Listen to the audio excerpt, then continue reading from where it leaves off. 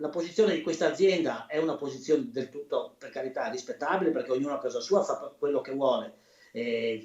Ha disponibilità per pagarsi i tamponi, bene, ha questa disponibilità, però non vorrei che venga magari sfruttata come una presa di posizione da parte di qualcuno del mondo dell'impresa a favore di chi è contrario al Green Pass, di chi è contrario alla vaccinazione. Questa è la considerazione del presidente di Unioncamere Veneto Pozza di fronte alla scelta della dirigenza di Ecor Natura Sì, azienda di San Vendemiano che si occupa di prodotti alimentari biologici, di pagare i tamponi ai dipendenti che non intendono vaccinarsi, alla luce dell'estensione dell'obbligo Green Pass a tutti i lavoratori a partire dal 15 ottobre.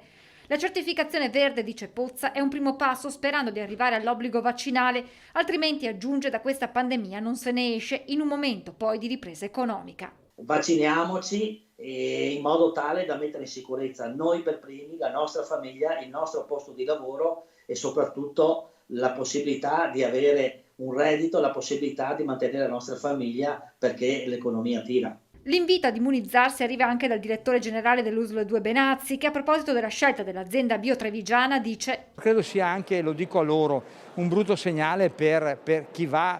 a comprare da loro, perché indubbiamente io, se vado in un negozio, se vado a prendere anche cose alimentari, gradirei che quello che ovviamente mi fornisce gli alimenti fosse vaccinato. Il presidente Zaia sul tema tamponi per i lavoratori parla di una partita da affrontare a livello nazionale, ricordando le richieste dei governatori di rivedere i prezzi dei test. Abbiamo anche chiesto non solo di diminuire i prezzi dei tamponi, ma addirittura di prolungare la durata, quindi non le 48 ore ma pensare alle 72 ore. Questi potevano essere già due elementi per attutire il peso, visto e considerato che stiamo parlando di tamponi a persone che magari potrebbero vaccinarsi e decidono di non vaccinarsi. Una libertà vaccinale va rispettata, in presenza comunque di un servizio vaccinale che è gratuito. Sulla vicenda invece dei test pagati dall'azienda di San Vendemiano ai dipendenti, il presidente aggiunge: E questa è una forma sicuramente che poi organizzata porta a un risparmio, perché se hai massa critica e tanti lavoratori